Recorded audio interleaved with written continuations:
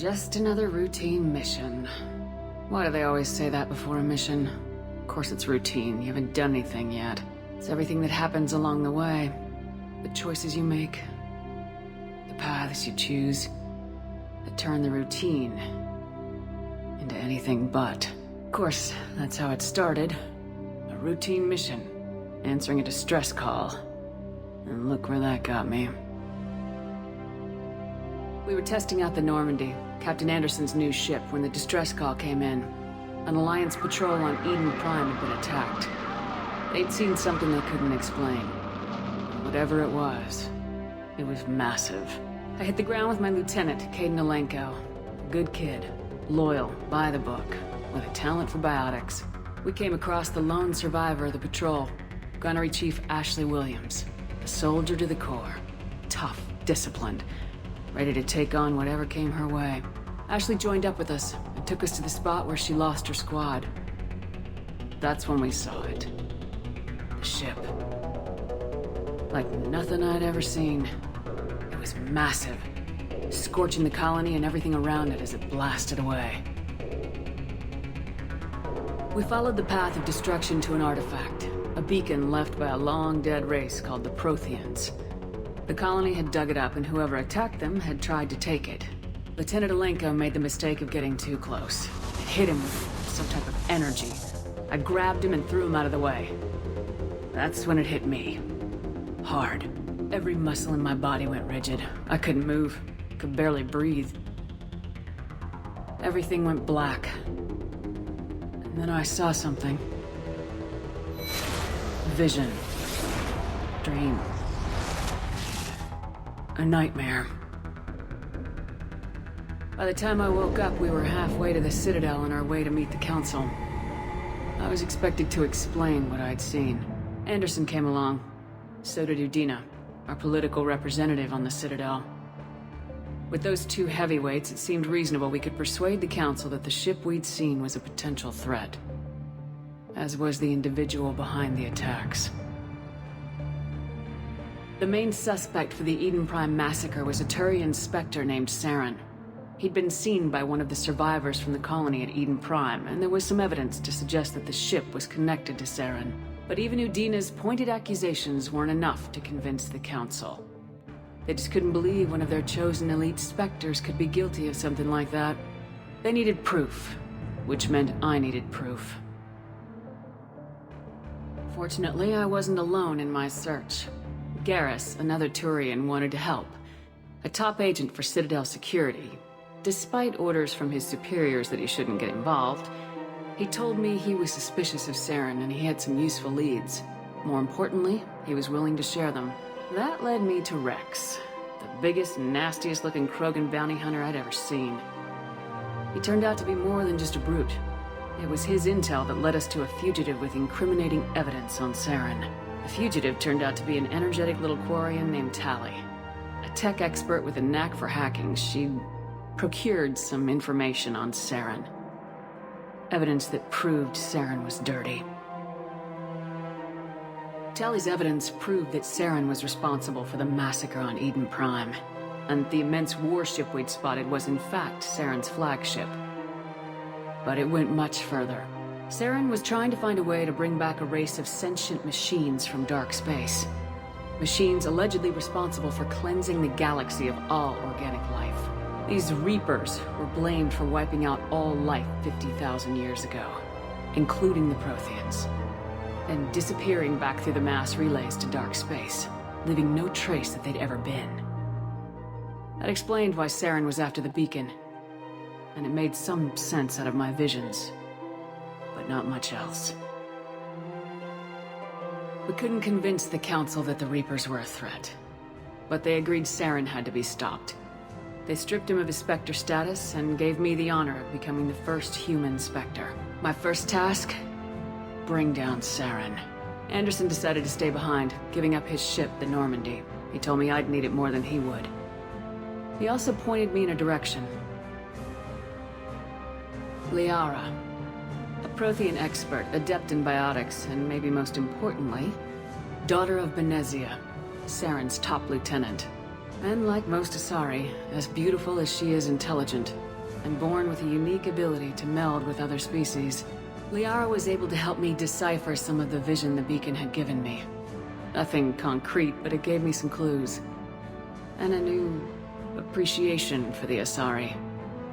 Her technique for accessing my vision was unexpected, but not at all unpleasant. Kaidan was a little concerned about the connection I shared with Liara. As commander, I knew either relationship had the potential to interfere with the mission. I told Kaidan I wasn't interested in Liara. I had my eyes on someone else. But we agreed we wouldn't let it get in the way of our mission, finding Saren. Thanks to Liara's help, we had our next lead, Benezia. Saren had taken her to Noveria, where he'd enslaved the queen of a dangerous race of insect-like creatures, the Rachni. He ordered Benezia to use the same technique Liara had used on me to extract information from the Rachni queen. The queen's drones were everywhere, and they were not happy. We had to fight through hundreds of them to get to Benezia. By the time we arrived, Saren was gone, with the information. I tried to reason with Benezia, but Saren had indoctrinated her. He had somehow acquired the ability to control people's actions and wills. Benezia wouldn't surrender, and Liara was forced to watch her mother die in her arms. And I was left with an angry, dangerous Rachni queen to deal with. She claimed her drones would do no harm if I released her, but the Rachni had terrorized the galaxy before. I couldn't do it. I wouldn't doom an entire species for past sins. And the Queen was true to her word. She left and took her army of drones with her. With Saren's top lieutenant dead, he was quickly running out of time and places to hide. I tracked him down at his base on Vermeer, but we soon learned it was more than a base of operations. It was a breeding ground. Saren was breeding an army of Krogan. He'd found a cure for the genophage, a disease inflicted on the Krogan to prevent them from breeding and taking over the galaxy. The Krogan Saren was breeding were slaves, mindless beasts that obeyed Saren's will. I had to destroy the base and all its research. Rex disagreed, violently. Rex wanted the genophage cure for his people. I tried to convince him to help me destroy it, that these Krogan weren't real. But he wouldn't back down. Fortunately, Rex is smarter than he looks. He realized this wasn't the way to help his people, and that Saren was the real threat. When we finally got to the center of the base, I realized just how close Saren was to completing his plan. He was already in communication with the Reapers. Sovereign, Saren's flagship we'd all assumed was just a ship, was a Reaper. It spoke to me, threatened me. I could feel the menace it had for every living thing. It wanted me dead. It wanted us all dead. And I knew it was capable of doing just that. What I couldn't understand was why Saren would help it. But there was no time to think about it. Sovereign knew where we were. We had to destroy the base and get the hell out. I split my team into 2 squads, sending Ash with one and Kaidan with the other as a distraction. We had a nuke and we planned to use it. Before we could detonate the bomb, Saren showed up. We fought. I stalled him to make time for my team.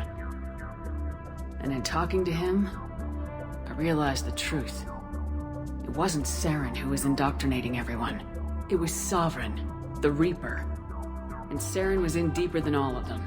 He tried to convince me he was still in control. Said he'd found a way to reduce the Reaper's influence, but he was kidding himself. Or believing the lies Sovereign was telling him. Before I could convince him to stop, he ran, leaving me just seconds to extract my squad mates. I tried, but I wasn't fast enough. I could only save one of them. Ash was a good friend, and a great soldier. But I had to choose, and I chose Kaidan. That was the last time Saren would slip away from me. I knew then, the next time we met, one of us would die. With my team mostly intact, we chased Saren and his army to Ilos, a long-lost planet that had once belonged to the Protheans. As we prepared for what we knew would be a desperate fight, I spoke to my crew. We were just one ship, against Saren's growing army. I assured them all that despite the odds, we could defeat him. But Caden saw through my words. He knew I was hurting after Ash's death. He could sense my doubts. We both knew this mission could be our last. Until that moment, we put our feelings aside for the sake of the mission. But why wait? We gave in to each other. And it was perfect. While it lasted. We arrived on Ilos close behind Saren. Once on the planet, we discovered a Prothean databank that helped me put the final pieces of my vision together. The Reapers had come 50,000 years ago, and every 50,000 years before that, each time purging the galaxy of life. The Protheans had fought and died like every species before them, but a few survived long enough to leave a parting gift. The Protheans had discovered that the Citadel was the key to controlling the mass relays. By sabotaging the Citadel, they found a way to close the relays to dark space, slowing the Reapers' return, giving us the time we needed to find a solution to stop the Reapers once and for all. Saren knew this. He was leading his army to take control of the Citadel and re-establish the relays to dark space, bringing the waiting Reapers here to destroy us all. We followed him to the Citadel. It was intact, but heavily damaged. He'd caught the Council fleets by surprise, and they were only now regrouping. And with Sovereign as his flagship, there was little hope that the fleets could counterattack with enough strength to take back the Citadel. But Saren was done running, and I was done chasing him. As the Alliance and Council fleets battled Saren's army outside the Citadel, I cornered the Turian bastard in the Citadel tower and confronted him. He died believing that the Reapers would save him. As I fought to regain control of the Citadel, the Council's flagship, the Destiny Ascension, fell under attack. Despite Saren's death, Sovereign and Saren's army continued to fight. The Council was aboard the Destiny Ascension and they were requesting assistance. But I knew in order to help them, I would have to put our Human Alliance fleet in jeopardy. The Council had to be saved. They represented the hearts and minds of the galactic community. Without them, the fleets would be in disarray. Even with the Citadel back in my control, Saren defeated and the Normandy leading the combined galactic fleet. The battle against Sovereign, a single Reaper, was relentless. It took the combined fleets of humanity and the other races, but in the end, Sovereign fell. The costs were immense.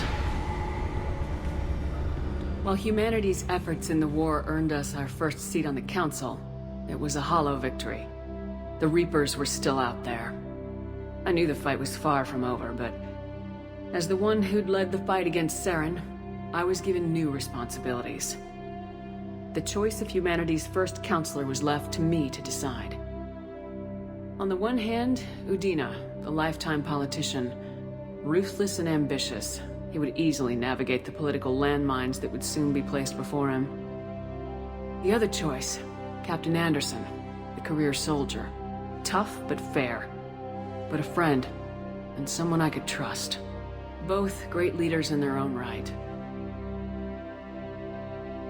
Anderson didn't want the job, which was a sure sign he'd be perfect for it.